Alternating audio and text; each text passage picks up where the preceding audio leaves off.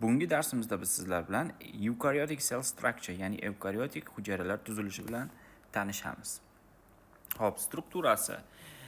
Xo'p, hujayra asosan 3 ta qavatdan iborat bo'ladi. Bu uni tashqi qismi, ya'ni cell wall yoki cell membrane iborat bo'ladi. Ba'zi organizmlarda ikkalasi ham bo'ladi. Keyin cytoplasm or cytosol contains the organelles. Undan tashqari sitoplazmasi bo'ladi. Yoki ikkinchi nomi cytosol ham deb ataymiz. Undan tashqari the nucleus hamda o'rtasida nucleus bo'ladi. Mana bu qism bizada nucleus, bu rough endoplasmic reticulum bizada. Xo'p, undan keyin bizada sitoplazma bor. Between the nucleus and between the cell membrane I have the cytoplasm and this is a cell membrane. Qisqacha shu. Demak, cell membrane or cell wall, cytoplasm and the nucleus. Three main contents of the cell. Cell wall and the membrane.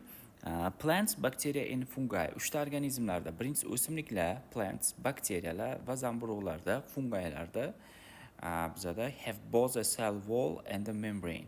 Ularda ham hujayra devori bo'ladi, cell wall hamda membranasi bo'ladi. Mana e'tibor berib qaraydigan bo'lsak, bakteriya hujayrasida bizada tashqi qismida bitta kapsula ham mavjud. Eng tashqi qismi kapsula. Kapsulaning ostida bizada cell wall mavjud. Cell wallning ostida bizada cell membrane yoki ikkinchi nomi plasma membrane bilan qoplangan. Demak, bularda cell wall mavjud. Hamda bakteriyaning cell walli bizada peptidoglycan deb ataladi. Ya'ni peptidoglycan. Bizada peptido degani protein, oqsil degani, glycan degani bizada sugar degani. Ya'ni bu oqsil hamda shakarning bir-biri bilan aralashmasidan iborat bo'lgan devor.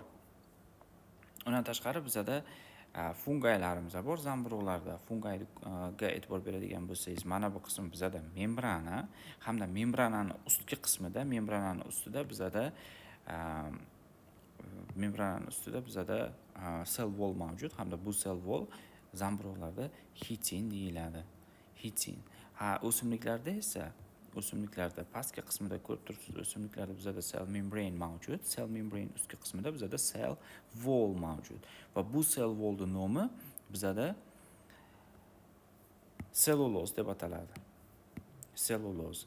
Demak, 3 ta organizmda 3 xil cell wall mavjud. Bakteriyada peptidoglycan, plantslarda bizada cellulose hamda fungilarda bizada hitin hisoblanadi. Animal cells do not have the cell wall.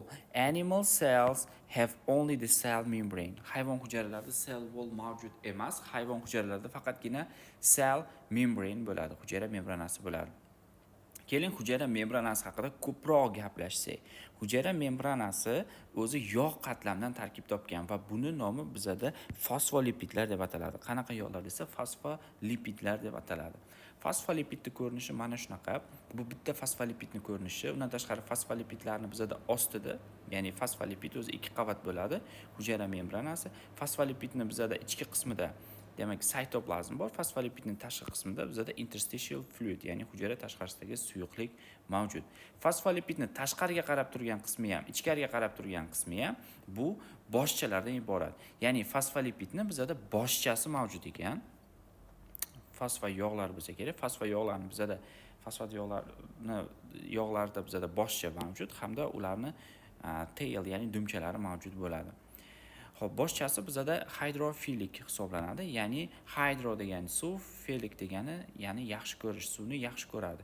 Ya'ni bular polar bo'ladi, ya'ni qutbli, plus hydrophilic and water loving, ya'ni loves water. Ya'ni suvni yaxshi ko'radigan boshcha. Ya'ni boshiga e'tibor bersangiz, tashqi tomondan ham, ichki tomondan ham suv bilan chegaradosh, ya'ni suvga qarab turadi, suv bilan o'zaro bir-biri bilan bog'liq, o'shaning uchun hydrophilic.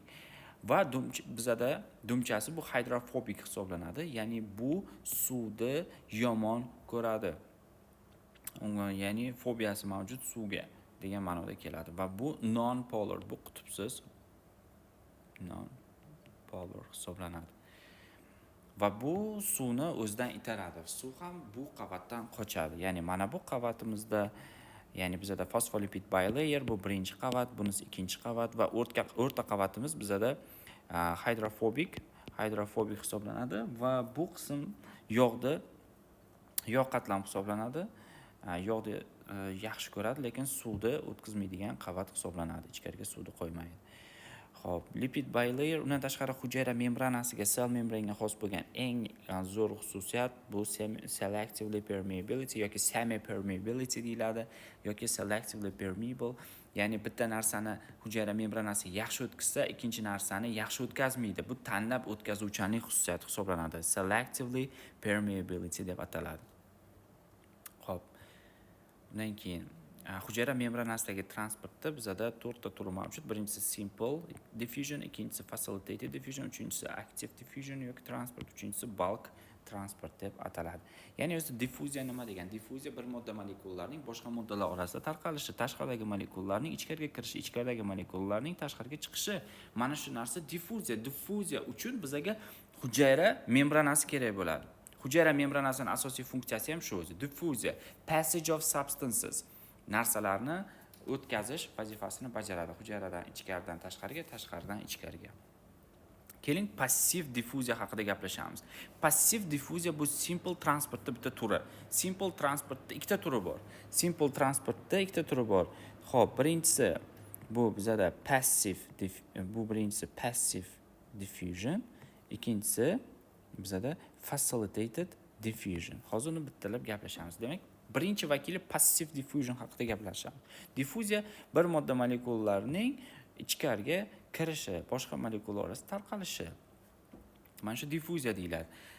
Bu konsentratsiyaga bog'liq. Konsentratsiya degani bu ma'lum bir narsalarning miqdori. Masalan, bu yoqda gazlar, kislorod bo'lishi mumkin. Bu kislorodni men hujayra ichkarisiga olib kirmoqchiman. Bu tashqaridagi kislorod deb aytaylik yoki biror bir bizada bu yog'lar bo'lishi mumkin. Yoki steroidlar bo'lishi mumkin. Men buni ichkariga olib kirmoqchiman. Qanday qilib kiradi desa, albatta molekulalar yuqori konsentratsiyadan past konsentratsiyaga qarab doimo intilishadi. Hujayra tashqarisida bizada konsentratsiya yuqori, moddaning miqdori ko'p, ichkarida yog' bo'ladigan bo'lsa, tashqaridan ichkariga qarab kirib boshlaydi. Ozgina vaqt o'tgandan keyin mana ki molekulalar kirib boshlagan va ozgina fursat o'tgandan keyin ikkita tomonda ham konsentratsiya bir xil bo'lgan, moddalarning miqdori ikkita tomonda ham bir xil bo'lgan va bu narsa bizada down the concentration gradient deyiladi. Ya'ni konsentratsiya bo'ylab tarqalishi, moddalarning konsentratsiya bo'ylab tarqalishi.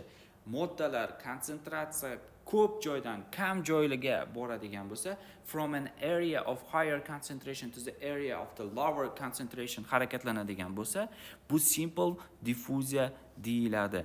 Va bu hech qanaqa energiyani sarflamaydi bu jarayon. Bu jarayon uchun hech qanaqa energiya kerak bo'lmaydi. Xo'p, yaxshi, konsentratsiya yuqoridan kam joyga o'tar ekan. Qanaqa moddalar asosan o'tadi desak, yog'da eriydigan moddalar passivni diffuziyada zo'r harakat qiladi. Yog'da eriydigan, ya'ni hydrophobic substances deyiladi.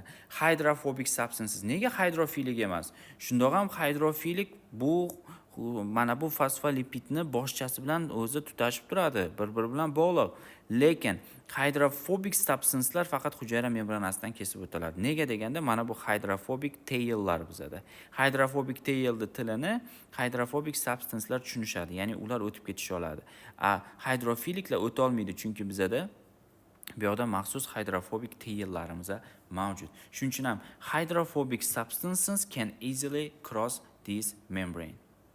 Undan tashqari bizada oxygen, carbon dioxide, steroid hormones and cholesterol can easily cross. Ya'ni bizada kislorod, karbon dioksid, steroid gormonlarga masalan testosteron,